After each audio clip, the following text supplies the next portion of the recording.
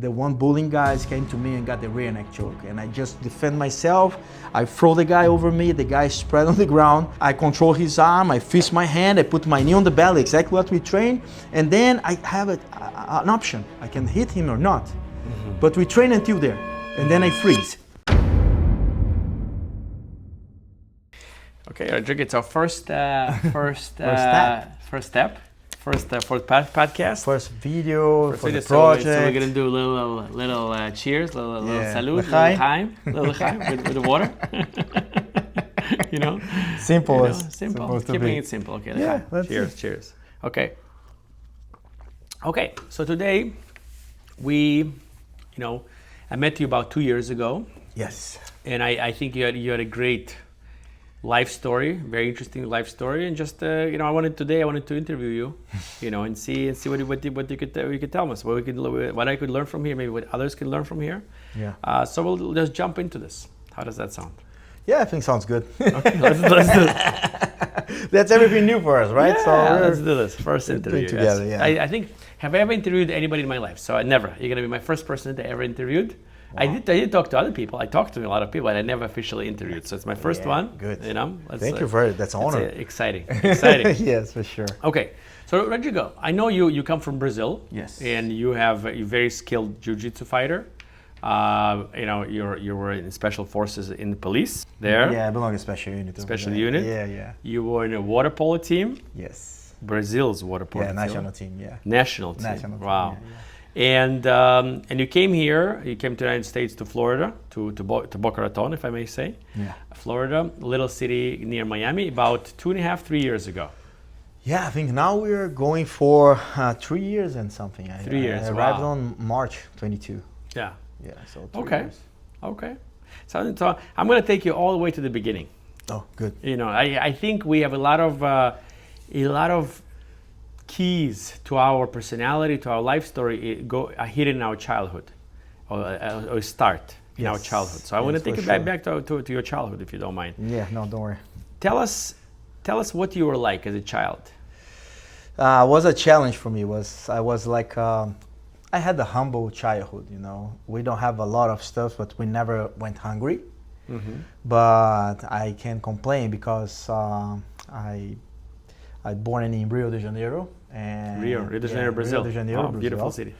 And I can't complain because I started living in Copacabana. Mm-hmm. So Copacabana is an amazing neighborhood, but it's a small apartment, very humble. But I can't complain. I think that was a good period of my life. That was near the beach. I have good remembers. Right. And I raised it with my mother, single mother. My father was alive, but was not so present like he must be. And two older brothers. So, 2 older brothers. Yeah, okay. Yeah.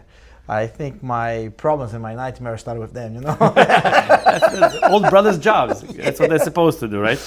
Exactly. Okay. And I think the one point that's very important for me was the presence about my grandfather. Your grandfather? Yeah, from my mother. From your mother's side. Yes, his name was Max Prujansky. Mm-hmm. How can I say that? Bezat Hashem. Yes. Right? Yes. He was very important because he got the position about my father.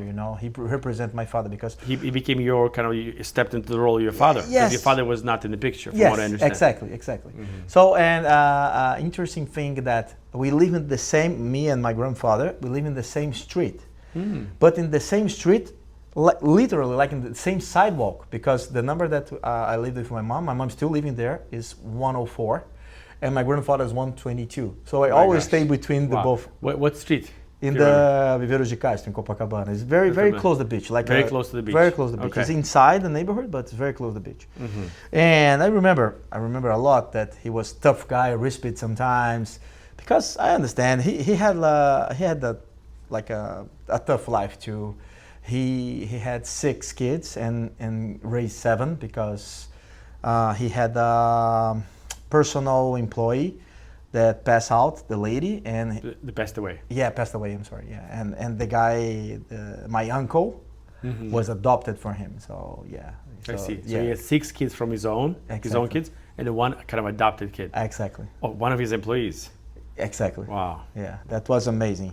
And I think my ankle, this ankle, a special ankle, it was the stories that I heard about him. He was very shy, very but he's very smart, and he become like military. He become military from Navy. He served in the Brazilian military. Yes, in the Brazilian military. Yes. Wow.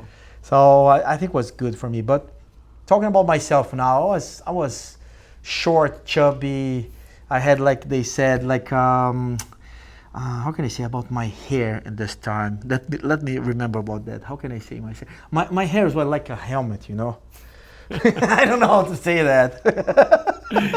So I think it was easy for the kids aiming on me because I was fat, short, a big hair. Funny like hair. That. It was funny hair, yeah. So everybody created a problem for me. And by the way, my health was not good. I born with asthma, you know. So I had a lot of issues in my childhood.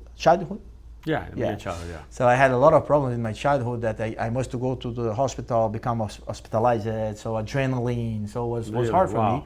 And then my mother was a prescription from the doctor, put me inside the swimming. You must practice swimming that he can breathe better. And then I started to swimming when I was young, but was a hard period, especially in the school with this period that I'm talking. I think nowadays it's very famous. I think about the internet and the information.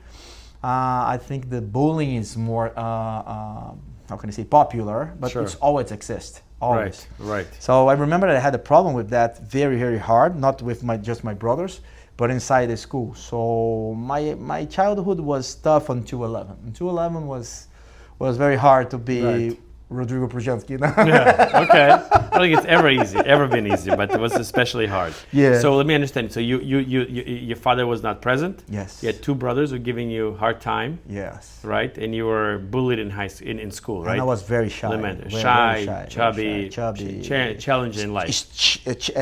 A strange hair, you know. A kid with a strange hair. Okay, chubby kid with a strange hair. Okay, I can picture. Yeah.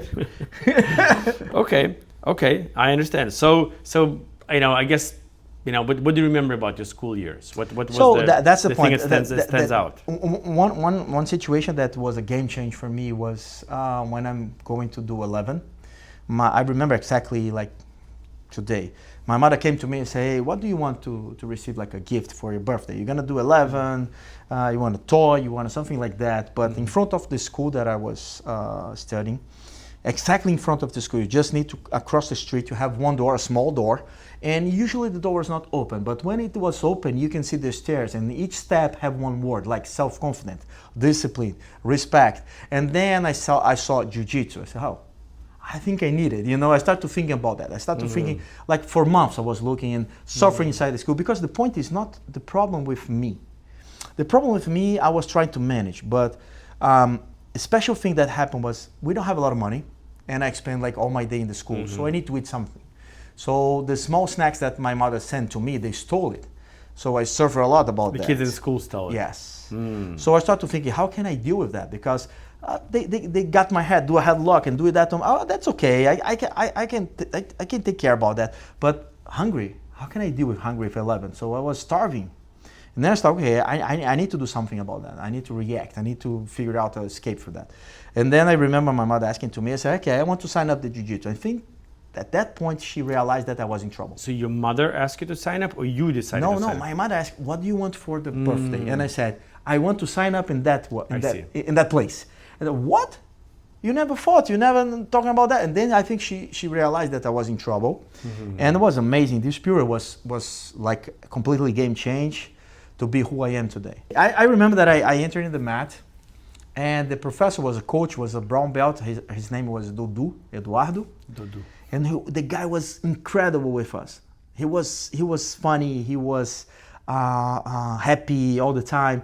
And the sensation that I had was he was reading my mind because in the first week we just trained self-defense. It was like someone spreading in his ears like, hey, this guy really believed and needed that. And the guy do the headlock, here neck choke, how to escape from the bear hug and all this stuff. Just 1 week training that. And I remember I can't blink my eyes. I just would pay attention, because it's exactly what I want. And God knows everything. When I step out, 1 week later, I step out of the school. The one bullying guys came to me and got the rear neck choke. And I just defend myself. I throw the guy over me. The guy spread on the ground. I control his arm. I fist my hand. I put my knee on the belly, exactly what we train. And then I have an option. I can hit him or not. But we train until there. And then I freeze. What are we going to do now, you know? And the guy, and the guy just stand up and run away. I was shaking about, was my first time getting adrenaline about combat, fighting, challenge, life challenge, real challenge, and was on the street. So I was around of all the kids, and the kids start to say, hey, Prujansky, what's that? What's that, Prujansky? I just can say I was freezed, I can move. I just can repeat, jiu-jitsu. Jiu-jitsu, no? They're like jiu-jitsu. So that's what's game change for me. And I think since this day, I become changing my personality, my reactions, how I can deal with the life, with the challenge, because I really start to trust in myself. So it starting this day, I think I talk every day. I have meetings with myself and God, and I can bet that since this day, I start to say to myself, I'm able to do everything that I want. I'm very self-confident on that. So was it Rodrigo before this fight? For sure. And Rodrigo after this fight? For sure. After the day that you changed? Completely changed. And then I become like a sheriff in the school, because I'm able to protect others. So when I saw bullying happen, hey, what are you doing? Stop, leave him away. And they, oh, okay, he do jiu-jitsu, you know? That's incredible. So what's exactly what happened? So I felt power. And I think my connection jiu-jitsu started with that in this time. And I really understood that since this day I will be a black belt, and I will provide the same sensation and information for other people. So I'm a black belt for more than 21 years now. So it's incredible. So at 11, you had this experience. Up until 11, tough life. Yes. Bullying, lack of purpose. You probably didn't like yourself very much. Short money. Short everything. At 11. Like most of the people, right? The life is hard. Correct. You know? So life is hard. Yeah. Absolutely. At 11, you stumble upon jiu-jitsu by happenstance, but we know there's no coincidences in life, right? Exactly. And you decide to take some classes. Yes. And then I sign up, and I never And then basically the bully. You challenged. Yes. You stood up to the bullies. Exactly.